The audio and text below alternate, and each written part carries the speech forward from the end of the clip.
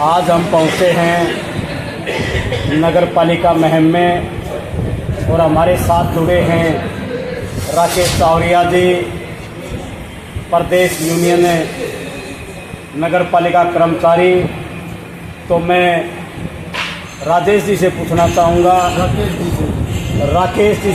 चाहूँगा कि जो पूर्व में हमारी जो हड़ताल चली थी, तो जो हड़ताल समाप्त हुई थी तो राज्य सरकार के साथ समझौता हुआ था। तो मैं पूछना चाहूँगा कि किन किन मुद्दों पर समझौता हुआ था।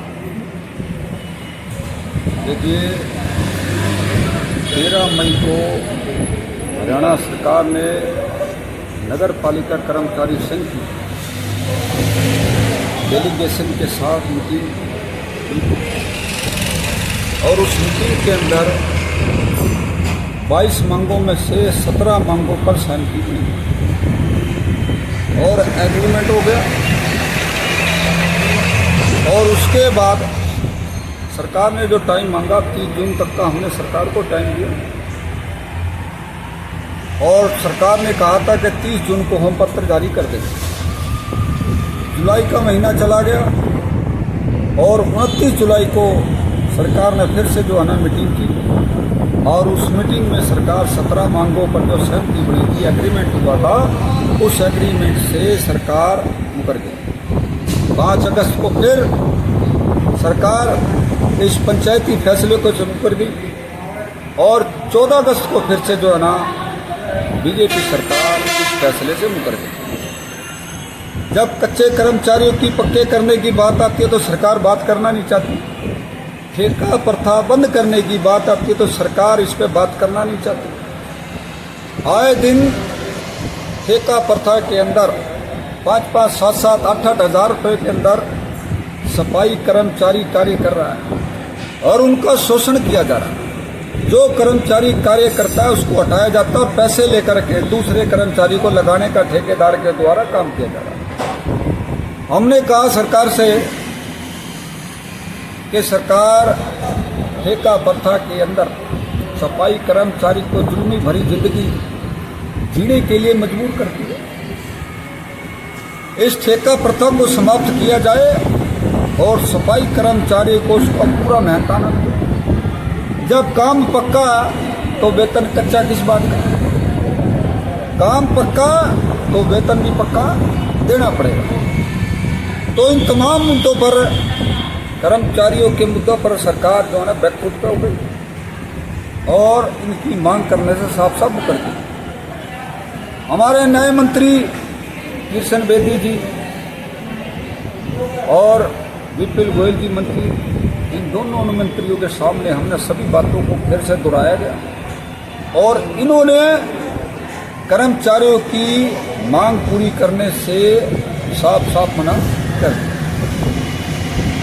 हम कहना चाहते हैं हरियाणा के मुख्यमंत्री जी से कि मुख्यमंत्री जी, क्या ये प्रदेश के नागरिक नहीं? क्या प्रदेश के ये वोटर नहीं? क्या इनका आधार कार्ड नहीं?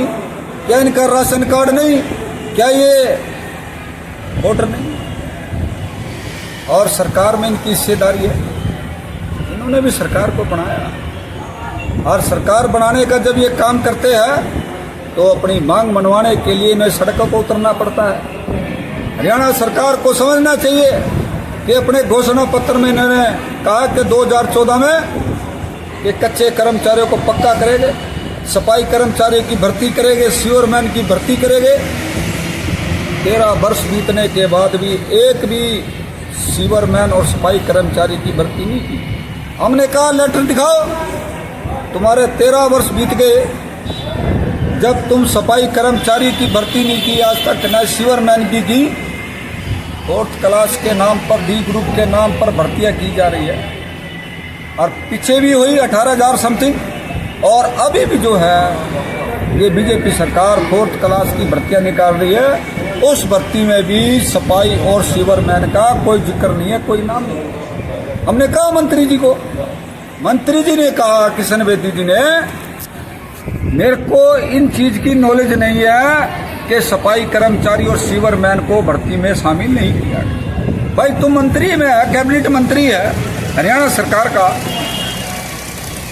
क्या तेरे को ये नहीं पता कि आज तक एक भी सफाई और सीवरमैन की भर्ती नहीं की? तो तमाम सफाई कर्मचारियों के मुद्दे से बीजेपी सरकार कर्मचारियों को भटकाने का काम करती है, इनके साथ शोषण करने का काम करती है। मैम के तमाम नागरिकों से मेरी अपील है कि बीजेपी सरकार ने जो पंचायती फैसला किया था 13 मई का, उस फैसले से मुकर गई। और आप सभी एक एक नागरिक से हमारी अपील है कि इस लड़ाई में, सफाई कर्मचारियों की लड़ाई में साथ देने का काम करे। कच्चे कर्मचारियों को पक्का करने में साथ दे, ठेका प्रथा बंद करने में साथ दे। जो आए दिन सीवर के अंदर उतरता है कर्मचारी, उसकी मौत होती है। तो तमाम बहुत सारी मांगे हैं, इन सभी मांगों पर एक एक इस शहर का साथ दे ताकि इनकी मांग पूरी हो सके। धन्यवाद साथियों। बहुत बहुत